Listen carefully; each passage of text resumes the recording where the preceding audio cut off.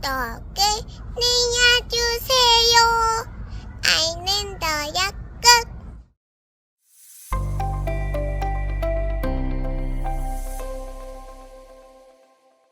오늘은 예민한 아이를 위한 학교생활 꿀팁에 대해서 말씀을 드리도록 하겠습니다. 세 번째는 동아리 활동하기입니다. 동아리 활동이라는 건 가장 중요한 게 뭐냐면 한 번 동아리를 선택을 하고 나면 다른 이유로 그 동아리를 나오지 않는 한 졸업할 때까지 한 최소 3년 정도 그 동아리 안에서 소속감을 가지고 활동을 할 수 있다는 장점이 있어요. 무슨 말이냐면 예민한 아이들은 좀 낯선 환경에 대한 두려움이라든지 민감함이 좀 더 크다고 말씀을 드렸잖아요.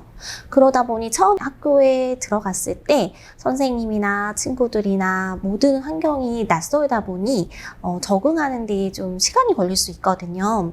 그런데 동아리 활동을 하게 되면 일단은 소속감이 생기고 또 선후배 간이 그 유대관계가 돈독해지면서 학년이 바뀌고 학급이 바뀌더라도 내가 정서적으로 의지할 수 있는 곳이 생깁니다. 아이들이 또 가장 힘들어하는 부분이 뭐냐면 1학년에서 2학년이 될 때, 또 2학년에서 3학년으로 올라갈 때, 이렇게 학년이 진급할 때 같은 반에 나랑 친한 친구가 없으면 어떡하지라든지, 아니면 전교생 수가 많을 경우에는 정말 나랑 전혀 모르는 친구들 사이에서 오롯이 혼자만의 시간을 겪어야 하는 시간이 분명 존재할 수가 있거든요.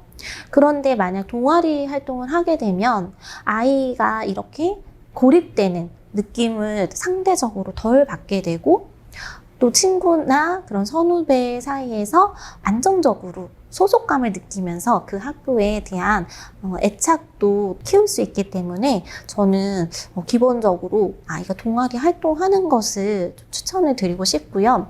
특히 예민한 아이 경우에는 그런 음악이나 미술 같은 거, 체육 좋아한다고 말씀을 드렸잖아요. 근데 학교마다 이런 미술 동아리, 또 밴드부, 이런 음악 동아리, 그리고 체육, 배드민턴이라든지 탁구부라든지 각각 굉장히 많은 동아리들이 편성이 되어 있어요. 그래서 이런 동아리는 아이의 그런 의지와 선택에 따라서 하는 아이도 있고 하지 않는 아이도 있거든요. 저 같은 경우에는 이제 국어교사다 보니까 오랜 시간 학교에서 도서부 아이들을 함께 도서관 관리도 하고 또 도서부를 운영하면서 아이들에게 이제 독서 지도도 하고 그런 관련 활동들을 많이 했었는데요. 이렇게 도서부 아이들 같은 경우 들어오게 되면 1학년 때 들어와서 졸업할 때까지 또 저와 함께 많은 시간을 보내다 보니까 선생님하고도 또 더 친해지는 그런 좋은 점이 있어요. 그래서 학교에 갔을 때 아이가 어떤 선생님이라도 정말 좀 더 그런 친밀감을 가지고 유대관계를 형성하는 거, 이것도 굉장히 또 좋은 부분 중 하나거든요. 그래서 아이의 취향 그리고 아이의 선택을 존중하시면서 좀 동아리 활동을 적극적으로 할 수 있도록 부모님께서 지지해 주시는 거 저는 꼭 말씀을 드리고 싶고요. 만약에 우리 아이는 뭐 책도 안 좋아하고 독서하는 것도 안 좋아하고 음악, 미술 뭐 이런 쪽에 관심이 없다. 그래도 또 활동할 수 있는 동아리가 있습니다. 그 학교에는 요새 위클래스라고 해서 상담실이 있고 또 상담 선생님이 따로 계시거든요. 그러면 여기에서 또 또래 상담반이라고 해서 선생님들께서 또래 아이들 사이에서 이렇게 도우미 역할을 할 수 있는 그런 친구들을 또 뽑아서 동아리로 운영을 하시기도 해요. 이런 곳에 들어가면 특히나 좀 감수성이 풍부하고 환경에 민감한 예민한 아이들의 경우 상담 선생님하고 또 굉장히 친밀한 관계를 유지하면서 이렇게 상담 활동을 하는 친구들이 또 생기게 되면서 많은 좋은 이점들이 있습니다. 그래서 부모님들께서는 각 학교에마다 어떤 동아리가 있는지를 조금 눈여겨보시고 우리 아이에게 맞는 동아리를 추천해 주셔서 아이가 동아리 활동을 하면서 조금 학교에 좀 더 적극적으로 생활할 수 있도록 도와주신다면 학교 적응이 좀 더 수월하지 않을까 생각합니다. 네 번째, 학습 면에서는 예민한 아이에게 너무 많은 학습을 시키는 것은 지양하셔야 합니다. 왜냐하면 예민한 아이일수록 좀 완벽하게 모든 것을 하려고 하는 성향이 있어요. 그러다 보니 학습에 있어서도 자신이 잘 못하거나 자기가 생각하는 것처럼 되지 않을 때 다른 아이들보다 조금 더 민감하게 스트레스를 받을 수 있습니다. 저희 아이의 경우에는 물론 학습에 대한 그런 욕구도 강하지만 자기가 못하는 게 나왔을 때 그거에 대해서 정말 또래 아이들보다 조금 더 스트레스를 받는 걸 제가 본 적이 있거든요. 그래서 실제로 또 주변에 이런 아이를 키우는 분들하고 얘기를 하다 보면 실제로 자기가 잘 못해도 그거에 대해서 연연을 하지 않는 아이도 있어요.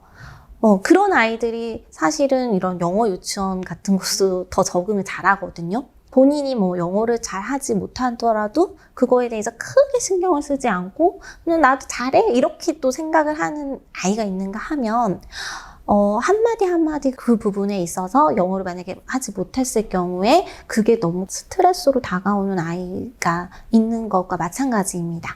지금 이제 제가 영어 유치원에 대해서 얘기를 잠깐 드렸지만 학교에서도 마찬가지예요. 그래서 학교에 갔을 때 자기가 조금 또래 친구들에 비해서 공부를 잘하고 싶은데 그게 생각처럼 되지 않을 때 그 스트레스 강도가 예민한 아이와 또 일반 평범한 아이들이 다를 수 있다는 점을 부모님들께서 기억하시고 아이에게 학습이 스트레스가 되지 않도록 적절한 휴식 시간 그리고 자유 시간을 꼭 보장해 주셔야 된다라는 말씀 드리고 싶습니다.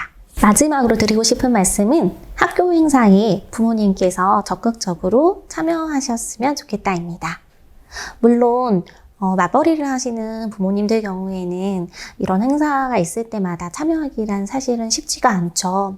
하지만 상황이 가능하시다면 최대한 많이 그런 행사가 있을 때 부모님들께서 적극적으로 참여를 하시는 게 아이들에게는 생각보다 더 좀 긍정적인 경험이 될 수도 있다는 말씀을 드리고 싶습니다. 부모님들이 이제 참여하실 수 있는 행사로는 여러 가지가 있겠지만 학기 초에 뭐 학부모 총회라든지 그리고 이제 담임 선생님하고 이렇게 상담할 수 있는 상담 기간이 또 정해져 있고요. 물론 이런 것들이 직접 방문하는 게 이제 여의치 않으시다면 담임 선생님과 전화로라도 좀 상담을 하시면서 아이에게 내가 많은 관심을 가지고 있다라는 거를 좀 보여주시는 게 저는 좋다고 생각을 해요. 물론 그게 너무나 과하거나 정도가 심하면 또 그게 문제가 될 수 있겠지만 그래도 어느 정도 최소한 부모와 교사가 소통을 하고 어떤 관계를 맺는 데 있어서 그래도 친밀도를 좀 이렇게 유지하시는 게 아이에게도 또 그리고 부모님에게도 또 선생님에게도 저는 좋다고 생각을 합니다. 또 하나 말씀드리고 싶은 거는 부모님이 집에서 보는 아이와 학교에서 바깥에서 외부 생활을 하는 아이는 상당히 다를 수 있다는 점 그걸 기억해 주시면 좋겠어요. 많은 학부모님들께서 학교에 오셔서 깜짝 놀라십니다. 아니 우리 아이가 이런 면이 있어요? 하고 저한테 이제 말씀을 하시는데 심지어 저희 부모님도 저희 엄마도 어렸을 때 저희 학교에 와셨을 때 저를 보시고 깜짝 놀라셨다고 하더라고요. 그래서 내 아이가 내가 생각하는 거와 다를 수 있다는 점 그거는 학교를 가보셔야 알 수 있는 거고 그런 부분들을 좀 기억하셔서 선생님들이 이렇게 부모님들께 뭔가 상담하실 때 말씀하시는 것들이 우리 아이가 그런 면이 있다고 하고 안 믿는 분들이 또 있거든요. 그래서 그런 것들도 다 이렇게 선생님들의 말씀이 어쩌면 더 정확할 수 있어요. 그래서 그런 걸 마음을 좀 여시고 선생님들하고도 자주 소통하시고 아이들을 또 직접 학교 현장에서 보시기도 하면서 많은 교류를 하신다면 예민한 아이일수록 조금 더 학교 적응하는 데 도움이 되지 않을까 싶은 생각이 듭니다. 지금까지 예민한 아이들의 학교생활 꿀팁에 대해서 알아보았습니다. 도움 되셨기를 바랍니다.